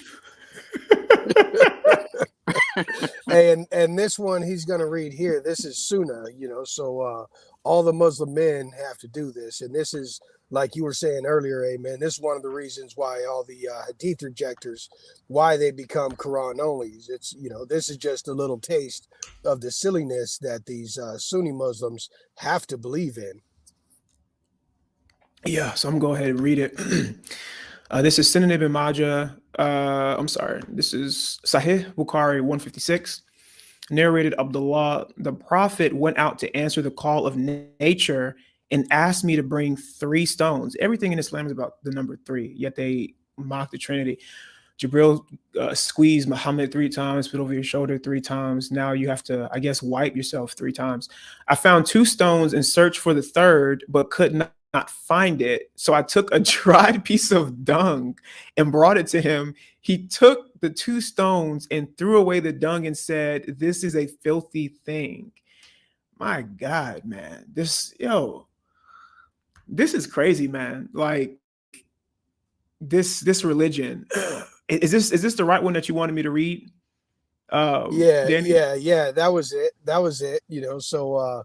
So, it's attested to multiple times that the Prophet wiped himself with 3 stones always, and you have hadith where he's talking about you have to wipe with an odd number of stones. You can't, for some reason, you can't use an even number. But in this one, it's hilarious because he has his abid go and pick him 3 stones.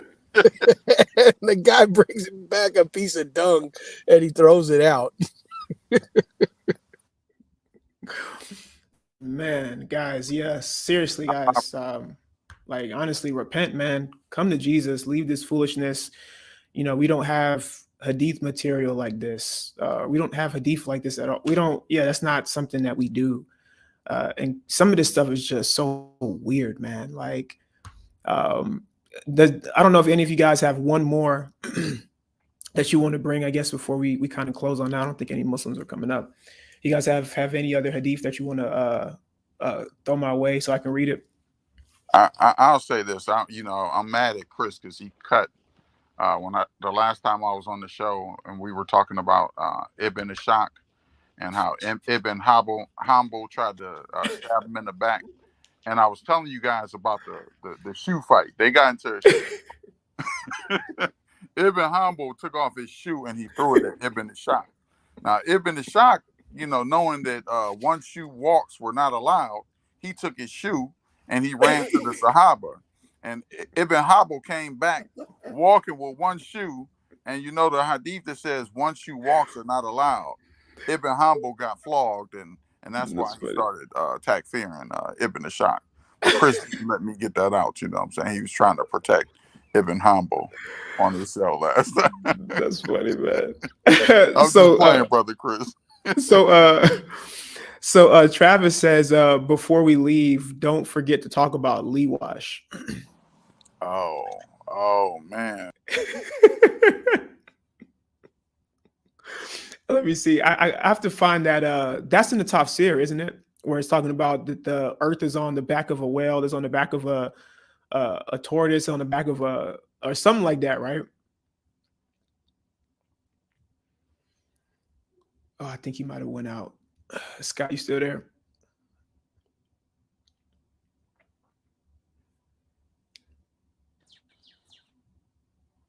Oh, Scott, can you hear us? Yeah. So I'm gonna put this in the back chat. Yep. But yeah, this is Mutawata. There's brother Sam Shimon did a great job, and he um you know, he found all of the narrations of the whale. So there's about 5 or 6. So there was a Muslim that went to our lovely sister Diane, and he was troubled by this. And they were the Muslims were trying to dispel it, but there's about 5 or 6 narrations. So I'll put that in the back chat as well. But I'll put the top shit there. Travis, I got it right here. I'm about to pull it up. Travis, he was like, "Can you please read it?" Oh man, I think he lost connection. Oh man, this is funny, guys. So this is gonna be the last one that we read, and then we'll end with this. There he is. Okay. All right. So Travis said he has a request. He said Scott can tell this story really good. So I don't know if you wanna go ahead and do the honors. Oh yeah. So yeah, that's perfect. So you know. And I put the link in the chat, guys. So this is for 68-1. Yeah. The only thing that I ask in return is that everybody in the chat give thanks for Lee Wash for holding us up. You know what I'm saying? So if you get an award or something, thank God and then thank Lee Wash for holding us up. So it says, and from this narration on the authority of Ibn Abbas that he said regarding the interpretation of saying Allah's noon.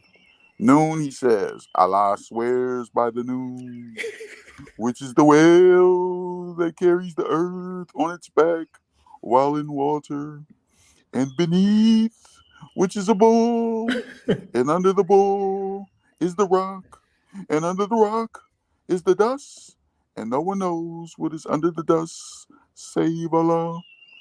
The name of the whale is Liwash, and it is said that his name is Lutaya. The name of the bull is Bahamut, and some say his name is Taut or Leona. These names aren't even similar. Boy, this boy is covering all his bases. Boy, if he can't be wrong. It could be Tyrone, Jerome, or Theron. It says Rupert, Rufus, or Egbert. It says it says the hollow rock where there is 4,000 cracks. Oh my God, man. Oh my goodness, man. 4,000 cracks. And from each crack springs out the water to the earth. So the water under the earth makes the oceans. So out of these 4,000 cracks comes the oceans. Lake Erie and Lake Superior.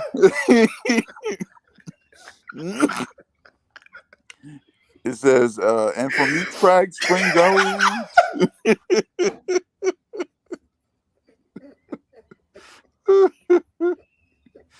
Oh man. Oh God. It is also Ooh. said that noon is one of the names of the Lord.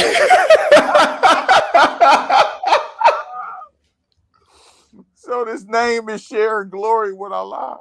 Oh, Hamduli Noon. I'm sorry, Lord. I shouldn't play like that. Alhamdulillah Yeshua. Oh But my God, man. I'm sorry, Lord. It says, it is also one of the names of the Lord. It stands for the letter Noon. In Allah's name, Al Rahman, the Beneficent. And it is also said that of noon is an inkwell. By the pen, Allah swore by the pen. Here he is swearing again, swearing by everything. He's swearing by a pen. Everything. He swearing by everything. So it says that the pen is made of light, and its weight is equal to the distance between heaven and earth. What kind of pen? Man, this pen is bigger than Jabril. This pen is bigger than Jabril. It says, oh man, where did I read from? It says, it is with this pen that the wise remembrance, i.e., the garden tablet, was written. I thought it was eternal. Okay. And it is also said that the pen is one of the angels by whom Allah has sworn. Man, is this guy gonna stop swearing? He done swore like 5 times in this paragraph. I mean, what else is he gonna swear by? Don't swear by nothing else. I'm telling you right now. Don't swear by nothing else, because I'm gonna get real out of character if you swear by something else. Yeah, it says, and that which they write therewith, and also Allah swore by what the angels wrote down. Oh, what they did! I told you not to swear. Stop swearing by You got me mad. Oh man, you got me mad. Oh, if you swear by one more thing, I promise you, if you swear by one more thing, you know what I'm saying?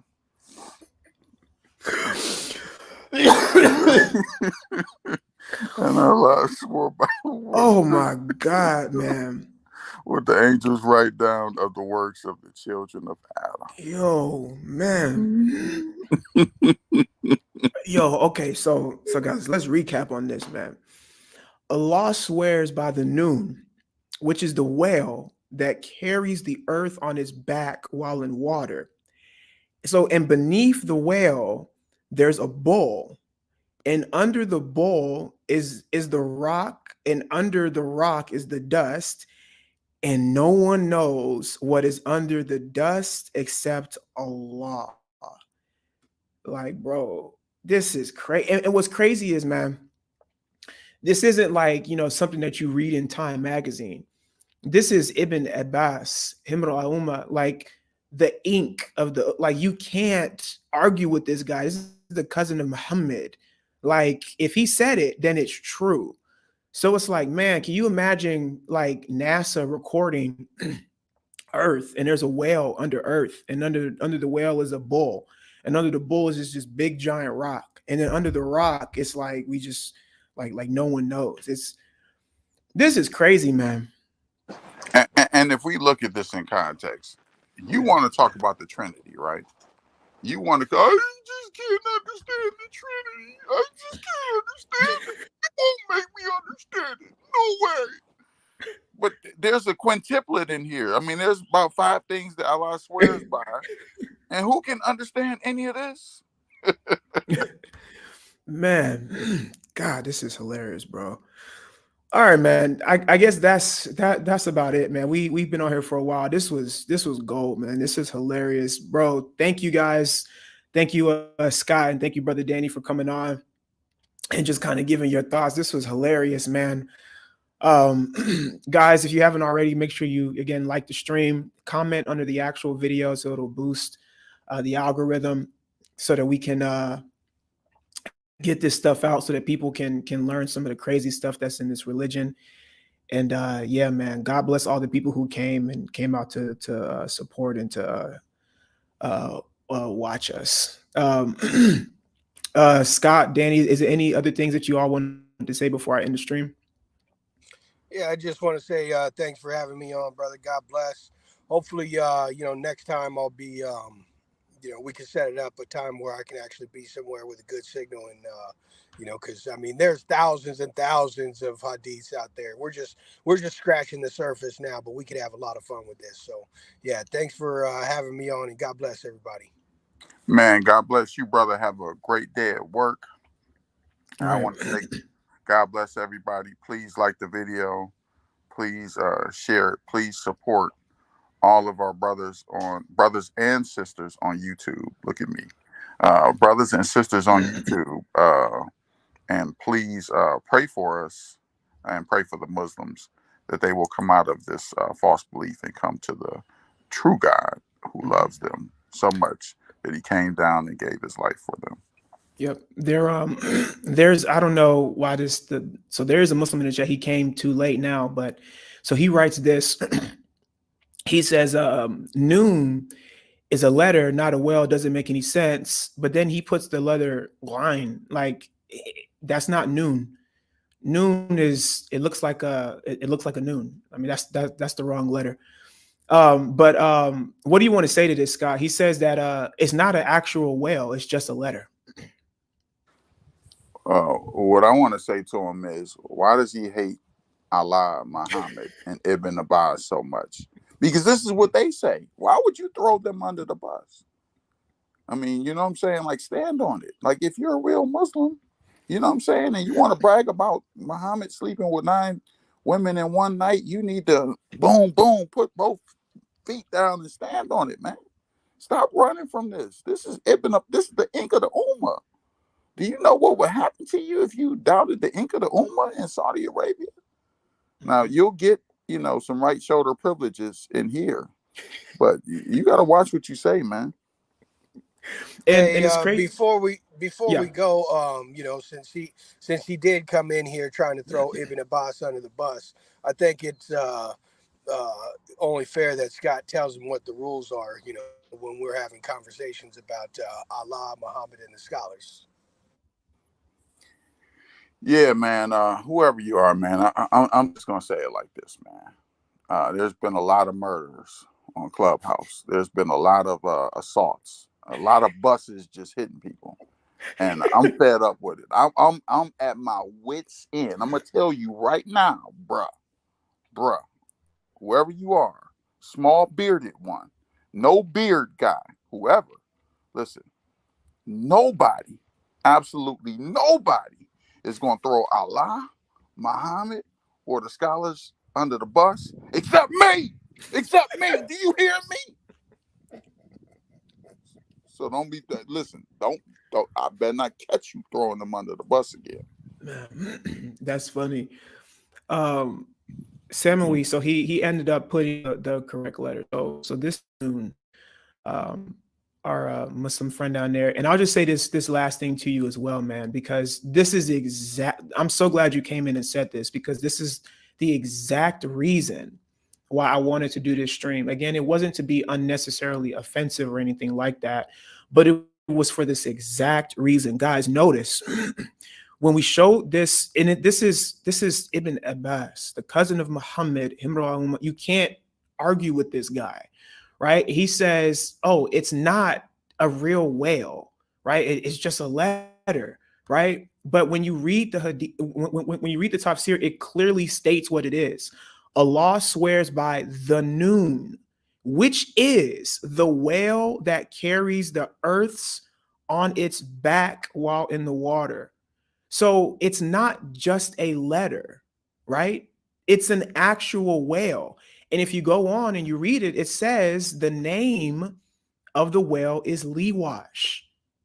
Like, this is not, we're not making this stuff up. So now you're confronted with one of two things. Either you're going to continue to believe this ridiculousness. We know that there's no whale under the earth. Either you're going to throw Ibn Abbas under the bus, which you cannot do, right? Or you're just going to leave Islam, man, because it's false. Like, it's really not that difficult. And I'm gonna say this to you, man. Look, dude, I'm not gonna fight with you no more. I'm gonna tell you what I'm gonna do the next time you throw somebody under the bus. Look, I'm deep in the streets when it comes to Islam. I mean, I got a beard that's like 5 foot long, man. I have to tuck it in my socks. It's got a lot of red in it, man. I mean, I'm deep in the streets when it comes to Islam. The next time you throw somebody under the bus, I'm gonna reach out, you know what I'm saying, to one of your handlers, and they're gonna cut off your camel urine subscription. That subscription will go away.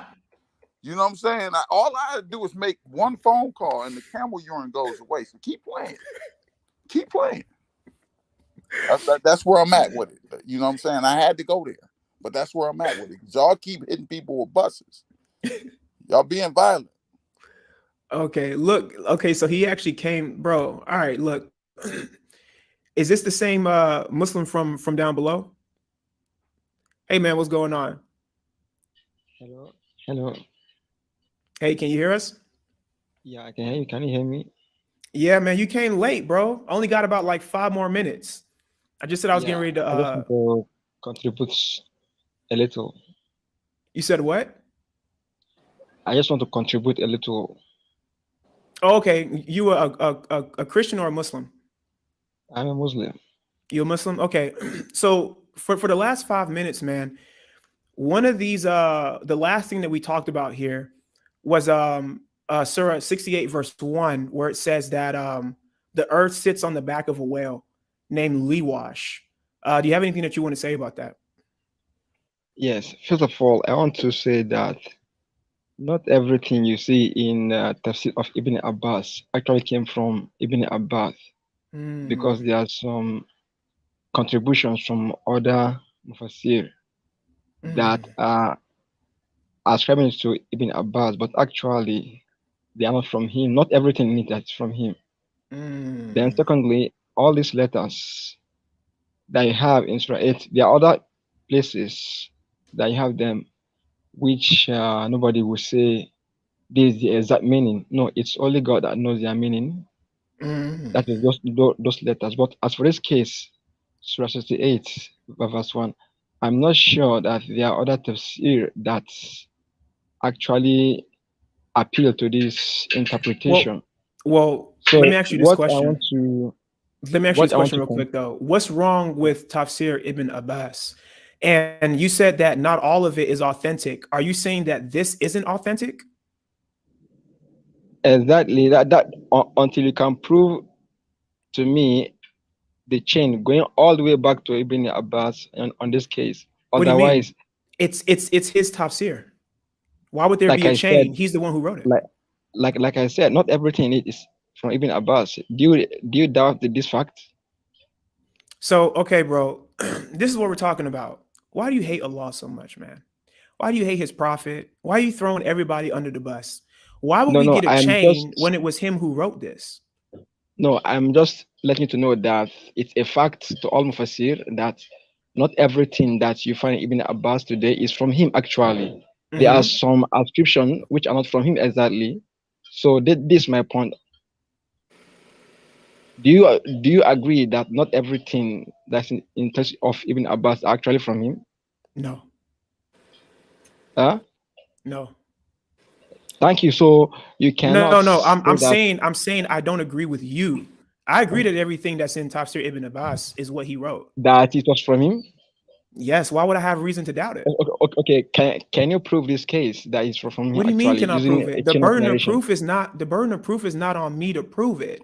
The burden But of I'm proof is telling on you, you to disprove it. So exactly, maybe I can help him out. exactly. Then I'm telling you that it is a consensus among Mufassir that not everything from A to Z that you find Ibn Abbas is from him actually. Hey, my brother in humanity, can I just ask you a question? Yeah, of course. How long is your beard, man? What does that have to do with I the mean, question on I'm ground? just trying to see where your hikmah is, man. How long is your beard? I'm asking, what does it have to do with what we are talking about now? I mean, man, I'm trying to see what kind of hikmah you got. Okay, so I'm gonna take it that you got a small beard and there's no red in it. There's absolutely no red in your beard. I can tell. So I'm gonna ask you a question. Well, wait. So listen, let's move on, man. I don't want to argue about your beard. So listen. You making me laugh, man. I'm trying not to laugh. You know how mad you just had me just a minute ago. So what is mutawata? Mutawatir are like cluster, like collective evidences that it is actually like impossible for it to be a lie. This is why I'm asking him, do you have other mufassir that are appealing to these interpretations? How many tafsirs would we need for this to be mutawatir? If you can give me like three, then I will begin to take it seriously. Three. Yeah, Three. exactly. If I give you three, then we good. Yeah, exactly. People that appeal to this interpretation, of course. Oh, okay. All right. So we got you, man. You listen. You knew that we was gonna hook you up. You knew that I wasn't gonna leave you like this, bro. You know what I'm saying? I ain't gonna have you out here walking half cocked. You know what I'm saying? You gonna know your dean. When you come up on this show, you're gonna know your dean, man. So here, I'll read two more narrations, right? So it says, I believe that this one is uh,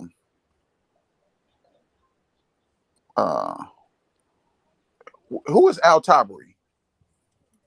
At-Tabari is a chronicler and also a mufassir. Okay, so he's a Mufassir. So that would be two, right? That'd be two. That'd be two. All right. So let's see what Where in At-Tabari? Where? all right, so I'll have it's in the back chat, brother. Okay. Amen. Can you send it to him? It says, as the Imam Abu Jafar Jarir told and said so, told user Ibn Ashir. So this chain strong. I mean, this is a strong chain. So told us Yahya. So told us Sufyan. Oh, it's Sufyan is up in here. Sufyan al-Thari. So told you Soliman. Oh, Soliman, who is sticky eye. You talking about sticky I eye know. Soliman? Ca- Hold can I say on, something? hold on, man. Can I say Listen, something? listen. Here, let me finish, man. This is deep. I mean, I didn't realize the people that are in here, man. I mean, this chain strong, man. It's stronger than that chain in Surah 6932. It says from Abi Zabayan, from Ibn Abbas, who said, the first thing that Allah created is the pen. And it said, what do I write? Allah said, write the fate of the existence of all that will happen from this day until the day of judgment. Then Allah created the noon, and he raised the mist of the water and rent it from the sky and spread it on the whale. Or spread it, or I can't even see the last word here. Let me pull it up again. I got it right here on the screen. And brother, it's Malia. I went ahead and I posted the link to Tafsir al-Tabari. I posted it in the chat, so you can go ahead and read that on your own. So then the next one, who is Al-Qurtubi? You say what? Who is Al-Qurtubi? Al-Qurtubi. Al-Qurtubi is also one of the mufassir. But all this, all the tafsir you are bringing, for Hold example, on. I didn't ask can can about body parts, so can don't say I but. can I say something? Oh, go Can ahead. I say Go ahead. something? Okay, it's like you are also committing a fallacy of false attribution, where you have a mufassir who is just mentioning what others have said about this particular verse, not that he agree with that interpretation, but because you see it in his own tafsir, you don't say, bam, oh, he also agree with it. That's what I call false attribution. All right. So So, let me look, read what else. Let me read what else can you Al show me? Tabari said. Let me finish. Can you show me where Al-Qurtubi in this tafsir say, okay, he agrees with this interpretation? Because it is Okay. one thing to, because it is one thing to just like bring what others have said about one thing, and it's another thing to say, okay, he agree with it. All right. So here I'm gonna tell you what else Al Tabari said. I knew you was gonna do this. Knew you was gonna do this, man. It says Al Tabari Tafsir on 68:1. In Islamic cosmology, there are 7 flat Earths. just like there are seven heavens. Allah is he who created the seven heavens and of the earth. The like of them is the Quran 65:12. They are placed on the well like flapjacks on the plate. So just like pancakes, this is how the earths stack up. That's These are like crazy. pancakes. You know what I'm saying? You put some some butter on it and some syrup, and you good. You know what I'm saying? So it says stack atop one another. Okay. So this is Al Tabri. He says that the seven earths, the lowest one sits on the well. So we should be good. And then That's what it says. Tafsir Al-Qurtubi mentions that there are several interpretations. One is that the noon is the well, which is under the seventh lowest. So some people say that noon is under the first one. Some people say it's under the seventh one. But everybody knows that the well exists and is holding up the earth. Everybody knows. Everybody knows, except for you. You late to the party, man. I don't Right. know why they not inviting. Did you uh did you let one of your left shoulders go wild? Tell the truth. Hello? It's my alley. So bro, come on, man. This is what we're talking about. So you asked for three, we gave you three. You can't, I mean, the first one should have been enough. You can't deny Ibn Abbas. I mean, they're greater in the You eyes of can Muslims can than I can I Al-Tabari see and by you Al-Qurtubi. you yourself you mentioned that Al-Qurtubi said there are several interpretations. What I'm asking you is to show me where he agrees with this particular interpretation. This is my question, but it seems that you are still attributing it to him. I don't I, know. I read you, right? It says in this is him speaking. This is Al Tabri. In Islamic cosmology, there are seven flat earths. So not round earth. So when they start lying to you, you know what I'm saying? Like he's shaped like an egg. When the Zakir Nikes come to you, you could tell by Zakir Nikes' beard that he's not really serious about what he's doing. You know what I'm saying? It says, just like there are seven heavens, Allah is he who created the seven heavens, and on the earth, the like of them, Quran 65:12, they are placed on a well like flapjacks on a plate. So he's telling you it's like flapjacks on a plate. How hard is it to understand? You know, like as a black person, I don't know if you ever saw the movie Coming to America when the girl didn't want Daryl anymore, and the father was like, uh, "Can't you get this through your greasy little head?" You know what I'm saying? I mean, I'm at that point with you, man, because, and I don't know whether you have a greasy head or not, but that's what I'm feeling like, man. Like, can't you get this through your head? Yeah, man. So Ismaili, I'm sorry if I'm pronouncing your name wrong, man. You came at the very end of the party, man. So what I'll do is the next time I go live, man, if you want to come on and we can talk about this some more, or if you want to bring another objection, please definitely do so. But everything that you wanted, and he ran.